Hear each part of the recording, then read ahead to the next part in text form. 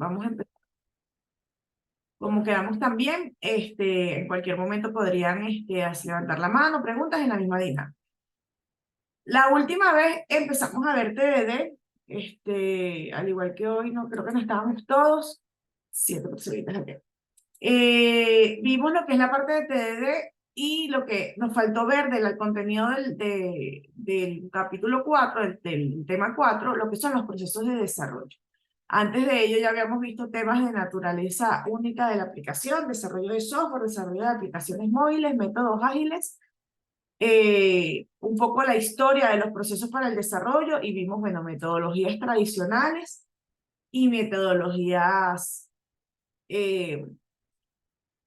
ágiles, ¿verdad? Además, incluso combinaciones, vimos documentación, vimos procesos en los cuales el levantamiento se basa en prototipos, vimos procesos en los cuales el levantamiento se basa en un foco hacia la documentación, vimos un poco más de procesos ágiles, que muchos los conocen, incluso vimos que podríamos iniciar un desarrollo con un método y luego en el camino cambiarlo, y adicionalmente vimos que muchas veces y en la vida real, en la práctica empresarial, hay que combinarlos, ¿no? Métodos tradicionales como RUT o métodos cascadas que nos generan la planificación general, como lo que van a entregar ustedes el viernes, pero que en la dinámica de la actividad del desarrollo manejamos procesos ágiles para el seguimiento y desarrollo. También vimos que dentro de los prerequisitos en algunos casos manejamos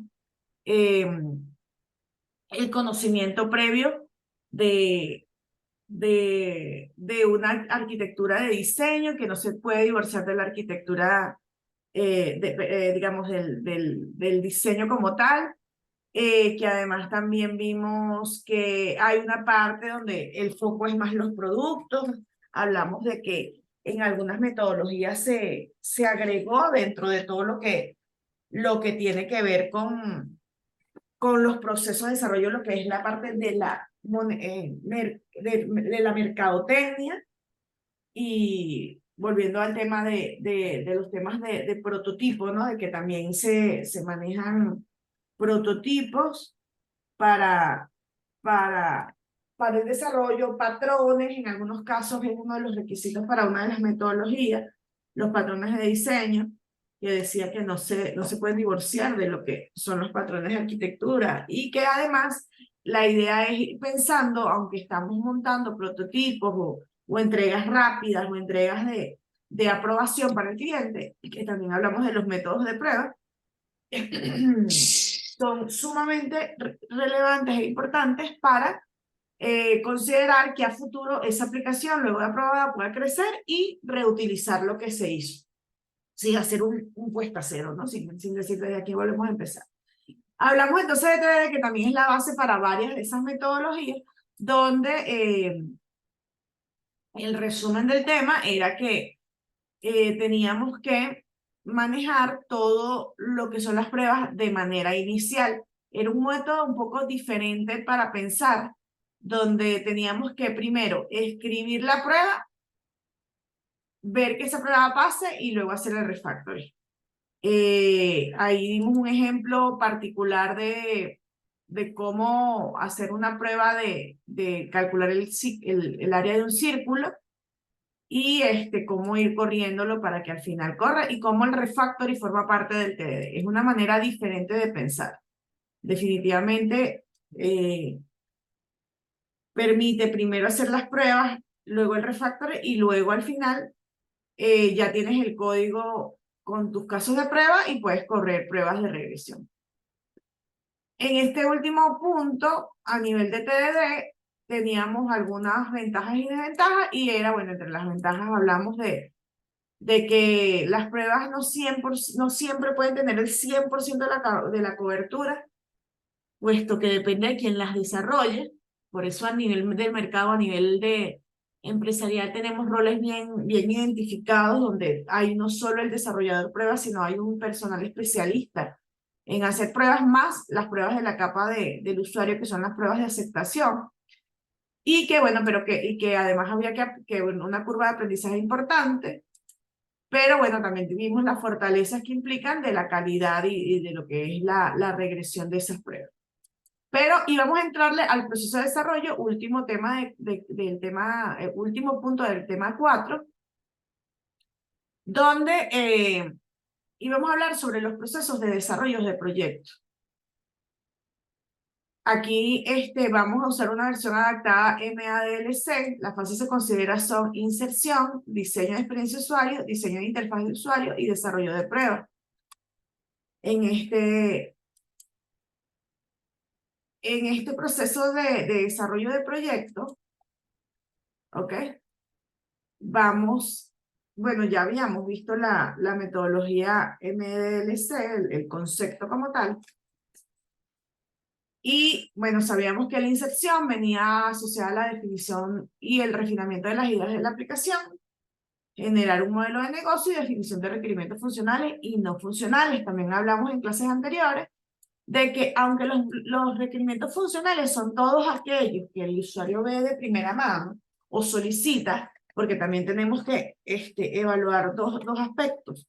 Tenemos el concepto de cliente. Un cliente es alguien que solicita, que hace seguimiento a un producto. Por ejemplo, un cliente podría ser el gerente de un banco que quiere un módulo en el cual nosotros, un cliente en un banco que quiere hacer un módulo donde lleve el registro de sus empleados entrada-salida. Ese sería un cliente que tiene un concepto funcional.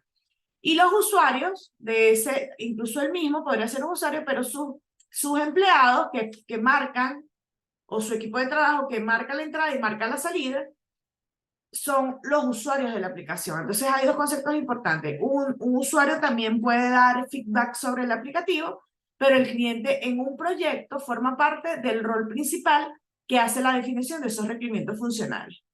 No necesariamente el cliente, ni el usuario, ni los usuarios tienen el concepto claro de los conceptos no funcionales.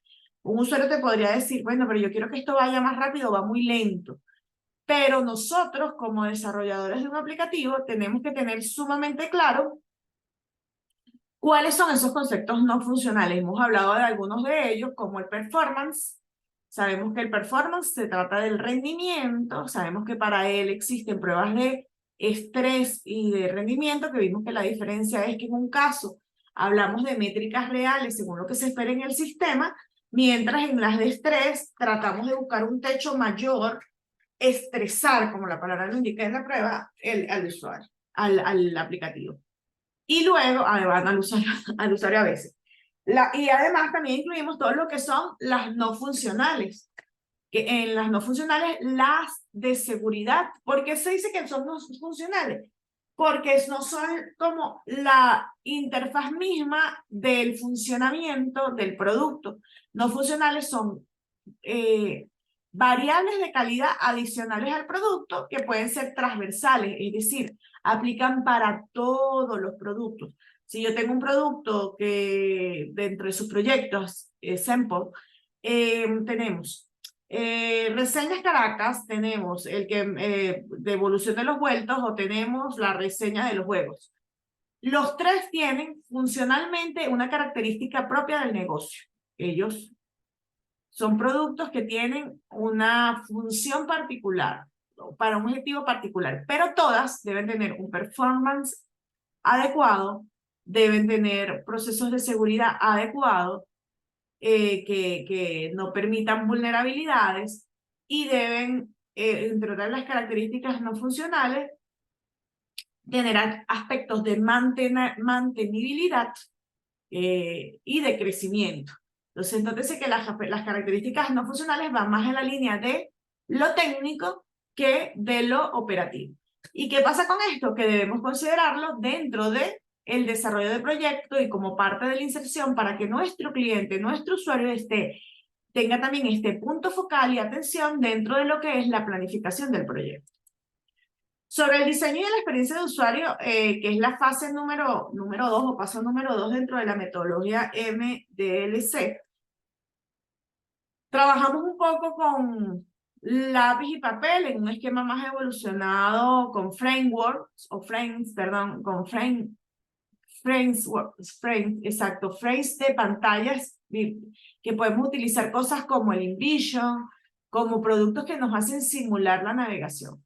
En este caso, ¿qué queremos? Queremos que el diseño de la experiencia de usuario que se diferencia UX, es User Experience, se diferencia al UI, en que uno tiene que ver con la interfaz, con lo que el usuario ve, y el otro con lo que el usuario siente, con la experiencia. Entonces, ¿qué necesitamos para sumergirlos a esa experiencia? Lo primero es visualizaciones, esquemas, bosquejos digitales, papel y lápiz. Ahí podríamos usar tanto Visio como, bueno, aquí están varias de las herramientas. Y mapas mentales, cualquier cosa que refleje lo que es el flujo o la idea particular que se desea plasmar. Luego tenemos a nivel del proceso de desarrollo lo que son prototipos, y bueno, aquí vamos a hacer un zoom de esto, para que a nivel de un proyecto estamos, y vuelvo, repito, estamos llevando un proyecto donde vamos a utilizar metodología MADLS. Entonces, es la idea. Entonces, bueno, aquí tenemos un pequeño workflow de cómo podríamos manejar a nivel de un vicio todo lo que es el flujo de validación. Entonces tenemos, se carga la aplicación, se chequea la conexión, si es válida, se muestra un login. Si no es válida, se muestra el login y se crea un ID. Si es válida, se procede a hacer un registro de qué lenguaje y qué nivel y qué activación y el módulo de ayuda. Entonces, fíjense, esto lo que trata de reflejar en un ejemplo es cómo a través de un workflow vamos a ir haciendo, indicándole o mostrándole al usuario cuál es el camino que tomaría la aplicación en cada uno de nuestros módulos. De hecho, esto es uno de los primeros entregables que deberíamos haber estado haciendo, aunque lo vimos en la pizarra del Zoom y terminamos haciendo, fue un esquema, pero fíjense que va más o menos en la misma línea. Un esquema textual que puede ser también una ayuda y entendible, un menú sugerido. Y aquí, a nivel de workflow, irnos más al detalle de cuál es el comportamiento. Se muestra la pantalla, se muestra la pantalla de registro, se registra que está OK, se valida el login. Entonces, son varias condiciones para llegar a este action.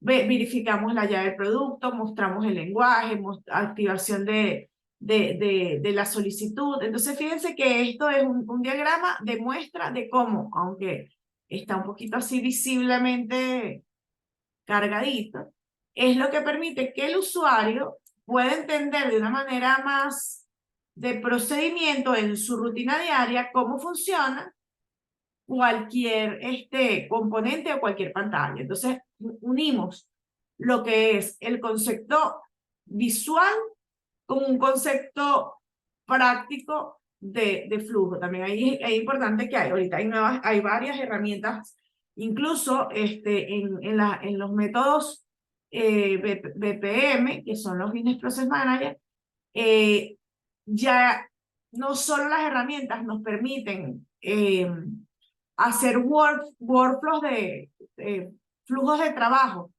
de lo que hace la pantalla, sino incluso esto nos permite codificar como herramientas de software, como Oracle Workflow o como Visagi y otras herramientas. Entonces, esta tendencia no solo ayuda a lo que es el descubrimiento y la fase de diseño, sino también que con algunas herramientas ya va a un nivel superior donde incluso se puede reutilizar para lo que son los componentes. Cada uno de estos noditos puede ser una unidad de código.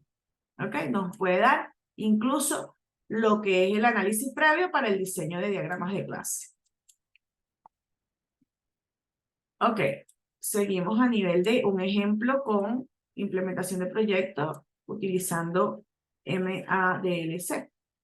Luego tenemos que en el proceso de desarrollo del diseño de la interfaz de usuario, donde ahí sí montamos paletas de colores, gráficas y logos y distribución del formato final de los elementos, que podría ser algo como esto se ve de esta forma, ¿no? Entonces fíjense que ya tenemos una paleta de colores, ¿verdad? Una distribución en la pantalla y no necesariamente el código programado. Nótese que aquí tenemos un texto dummy, ¿no? De hello, disculpas, un texto que podría venir de un archivo de texto, de un JSON o de un archivo de texto, o según lo que manejemos ese prototipo, para mostrarle solo, mira, esto es como se ve.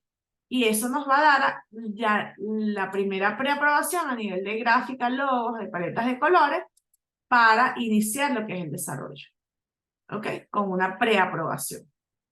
Entonces ya entendimos o ya le dimos la información al usuario y al cliente final de cómo se va a ver, qué es lo que va a hacer y cuál es la idea principal del producto, incluyendo la parte funcional y no funcional. Y fíjense, con toda esta fase, nosotros podemos llegar al desarrollo y mal entendernos. Es decir, oh, nos falta algún paso, o nos faltó esto, o hay que validar aquello, y el usuario lo ve y se da cuenta, ah, wow, pero es que aquí se ve azul, pero entonces cuando son muchos azules me gustaría más rosado. Digamos, esas son las cosas que vamos a ir dándole fuerza con el apoyo de la agilidad, con entregas parciales, luego de nuestra primera fase de los entregables para aprobación.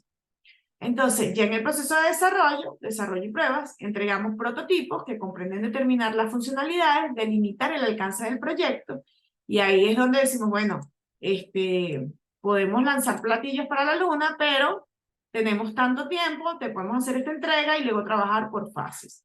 Luego llegamos a la incorporación del desarrollo, ya con la parte codificando y haciendo refactory de las funcionalidades implementadas, y nótese que se utiliza la palabra refactory porque aunque estos son maquetas y,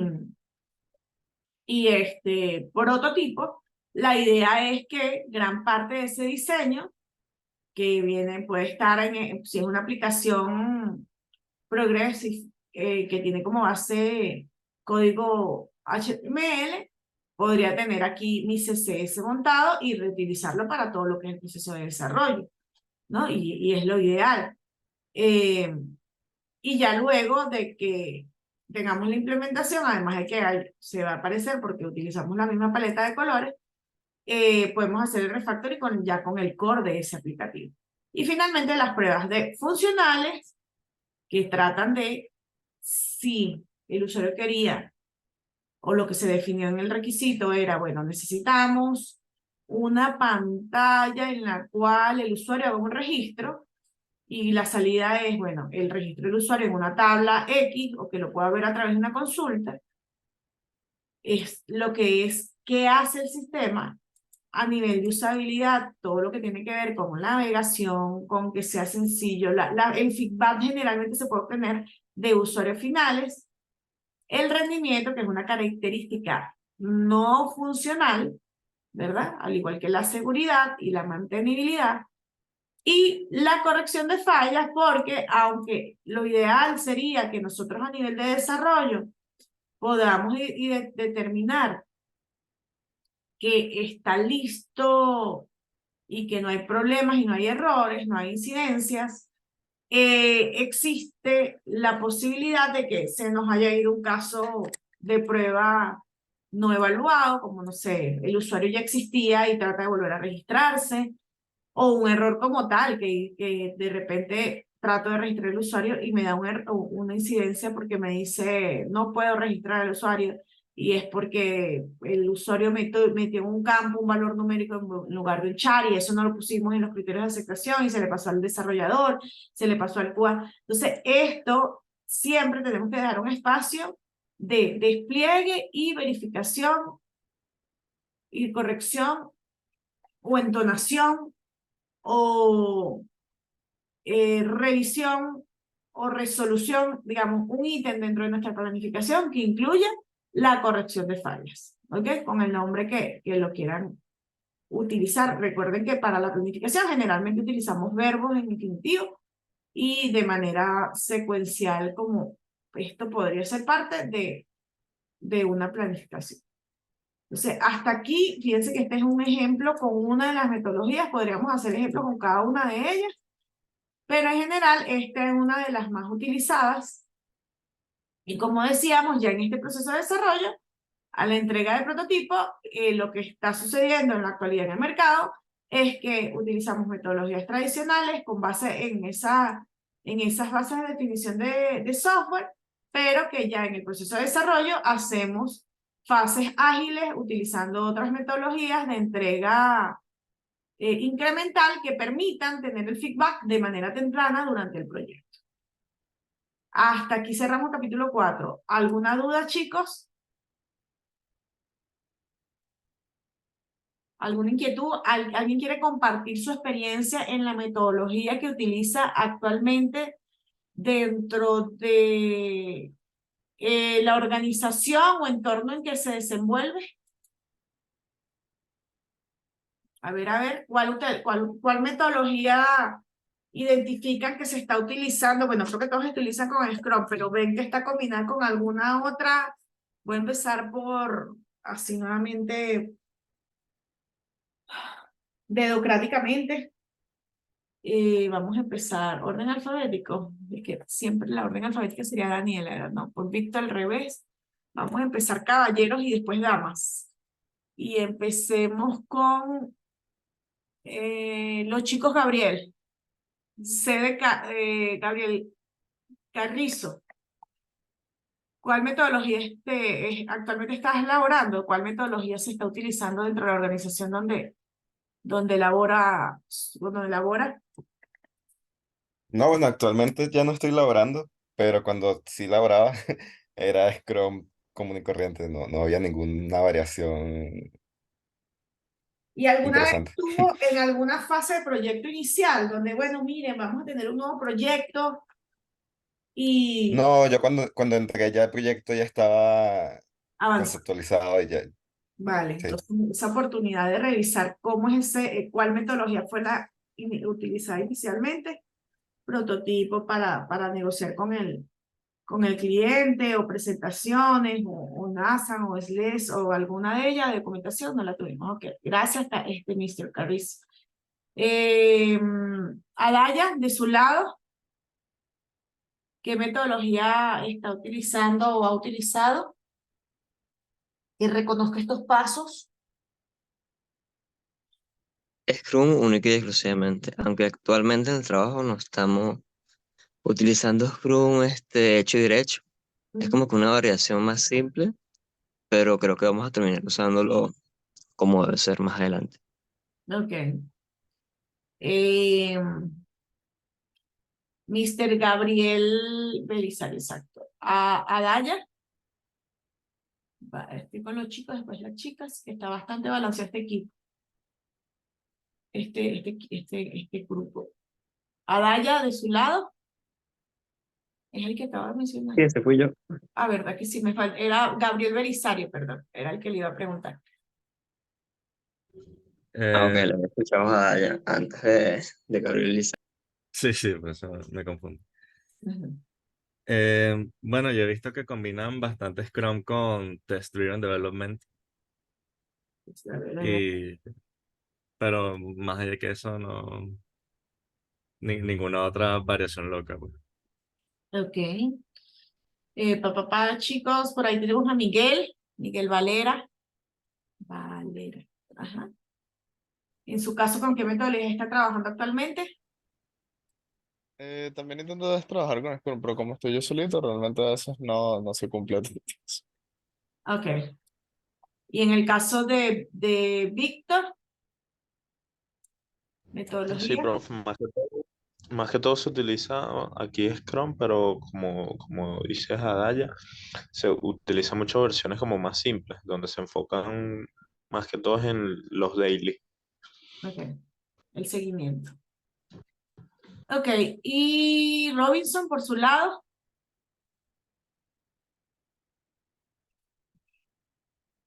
No estoy trabajando. Ok. Y cuando le tocó o en algún proyecto que haya participado. Es em, Scrum, Cascada y Lean Startup.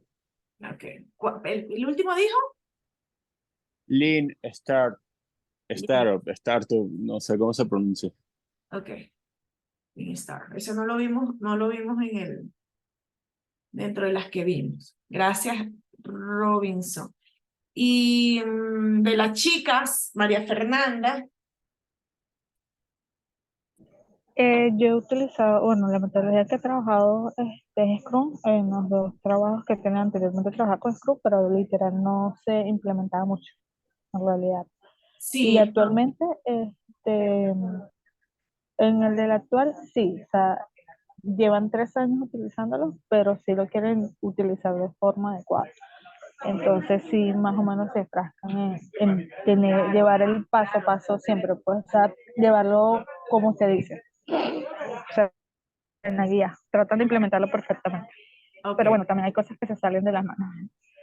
Sí, la realidad es que Scrum en alguna oportunidad, si tenemos fechas de entrega, eh, a veces puede que haya que versionarlos. Dentro del proyecto, recuerden que ustedes van a estar trabajando también con Scrum. De hecho, vamos a evaluar los daily y tratar de tenerlos en los días de clase, pero también van a tener unos entregables de corte, ¿no? Que son estos, por lo menos para el análisis de arquitectura van a tener, y el análisis de caso de uso, van a entregar diagramas y framework, y wireframe. Eh, de diagramas de caso de uso, análisis de historias de usuario. Entonces, van a ser tal cual como lo tenemos planteado, una combinación del proyecto MALS, porque van a tener que hablar de experiencia de usuario y interfaz, y haciendo dentro del ciclo de desarrollo unas entregas recurrentes que también vamos a ir evaluando, revisando el avance en clase. Por ahí nos quedaba Caterín y Daniela. Cuéntenos con qué metodología están trabajando.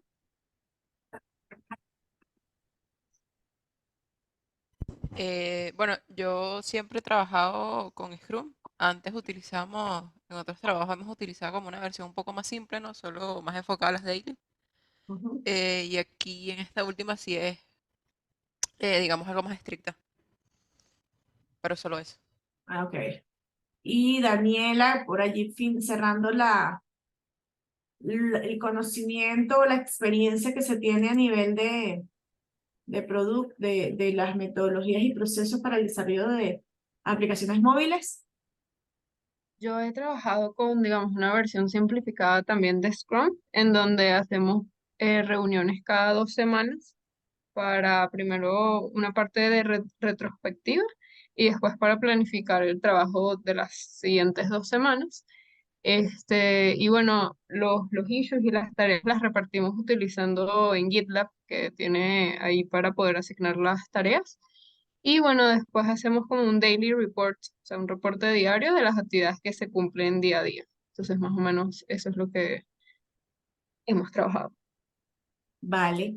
Y todos, bueno, en la clase anterior vimos de dónde viene Scrum. Eh, de las personas que no estuvieron en la clase anterior, ¿alguien sabe qué significa Scrum y de dónde viene?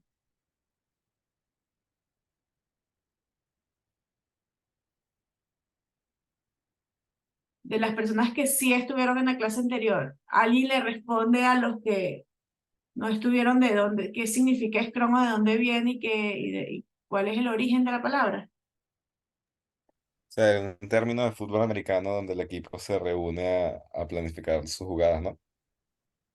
Eh, Vamos a verlo para cerrar la clase de hoy un poquito más gráficamente. Aquí les dejo la referencia del contenido. Vamos a cerrar la grabación para empezar la siguiente clase. Pause. Pause. Resumes. Ok. Entonces vamos a dividirlo. Sí. Realmente, como cultura general, Scrum no son siglas y el juego es rugby. El juego es rugby, más que fútbol americano. Y para los que no estuvieron,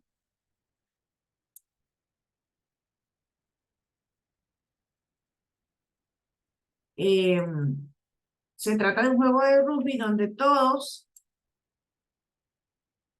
se unen a hacer un trabajo en común. Son 8 jugadores, que es lo mismo que recomiendan tener en un equipo máximo, en un equipo de desarrollo. Y es esta jugada.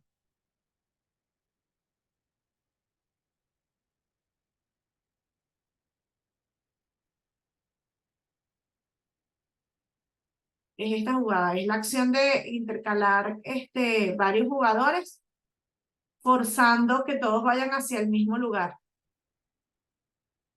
Una de las metáforas que conversamos la vez pasada que dictan en los cursos de Scrum es que debe haber compromiso por parte de todos los integrantes del equipo, que no como sucede en un revoltillo de tocineta y donde la gallina pone los huevos y no se compromete, pero el cerdito muere por entregar su tocineta, sino que todos deben estar comprometidos y eso incluye al cliente.